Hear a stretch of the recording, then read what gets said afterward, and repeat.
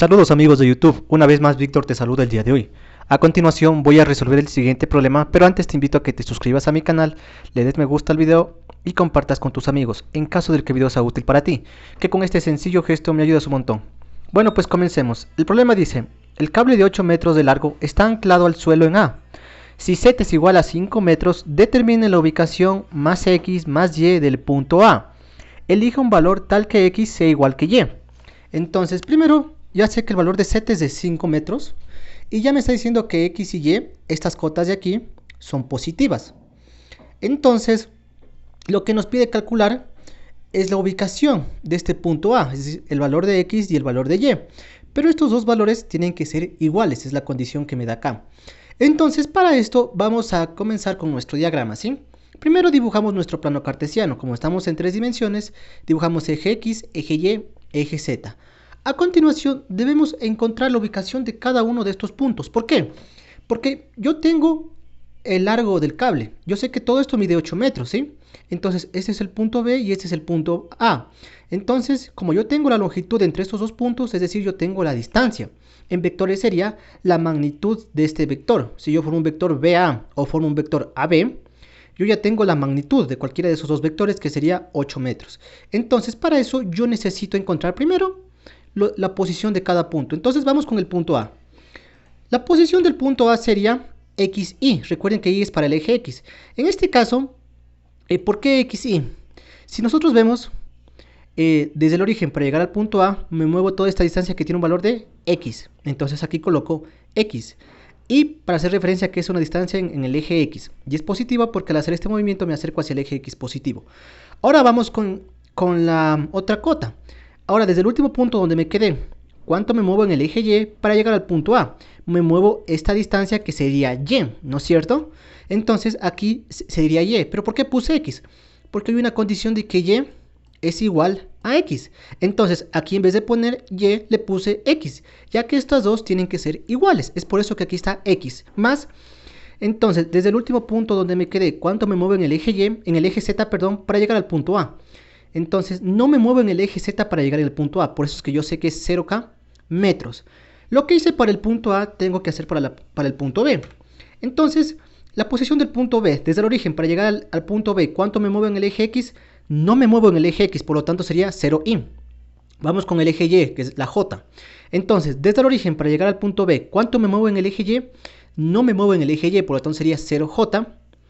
Listo. Ahora vamos con la componente en el eje Z, es decir, en K. Entonces, desde el origen, ¿cuánto me muevo en el eje Z para llegar al punto B? Me muevo toda esta distancia que tiene un valor de Z. Pero Z ya me dice que es 5 metros, entonces sería más 5K metros. 5 positivo, ¿por qué? Porque desde el origen yo hago este movimiento, me estoy acercando hacia el eje Z. Cuando yo me acerco hacia uno de los ejes, yo digo que esta posición es positiva. Y listo. Ahora lo que me queda es plantear un vector, ya sea un vector BA o un vector AB. Por experiencia y para evitar signos negativos, yo voy a plantear el vector BA, ¿sí? ¿Por qué? Porque yo sé que para encontrar el vector posición tengo que restar punto final menos punto inicial. Entonces, como este es el punto sería mi punto inicial, estos valores no importa si son, como son ceros, no importa si está restando. Va a quedar igualmente 0 y me evito de poner los menos aquí. Sin embargo, si ustedes quieren plantear el vector AB, vamos a llegar exactamente al mismo resultado, ¿sí? Muy bien, entonces le coloco un nombre a este vector. Este vector se llamará vector BA. ¿Por qué? Porque empieza en el punto B y termina en el punto A. Ahora que yo ya conozco la posición del punto B, la posición del punto A, y ya planteé un vector posición, ya sea BA, como es mi caso, o AB, que puede ser el caso de ustedes, yo procedo a hacer el desarrollo. Para esto vamos a hacer el cálculo de la magnitud del vector posición AB. Entonces, la magnitud, ¿qué es? La longitud. Pero la longitud ya tengo. Entonces, por eso es que calculo la magnitud, porque este dato me va a servir. Primero calculo el vector posición AB.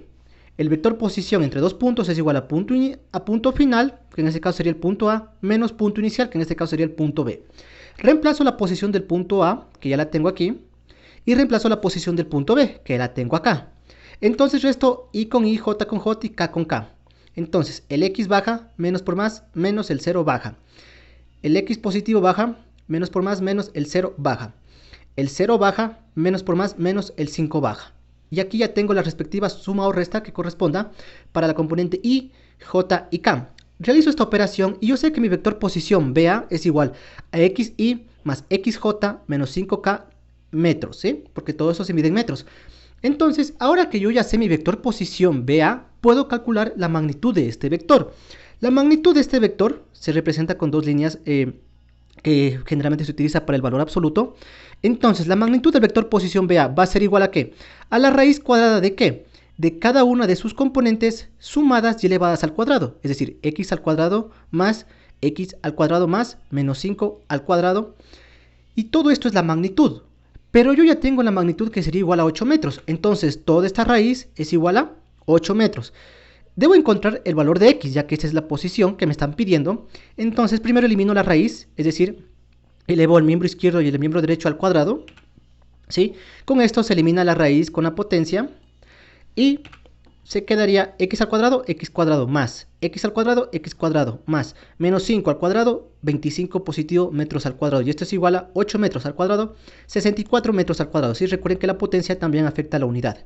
Entonces, aquí como son las mismas variables, puedo sumar. X cuadrado más x cuadrado sería 2x cuadrado. Y este valor que está sumando pasaría a restar.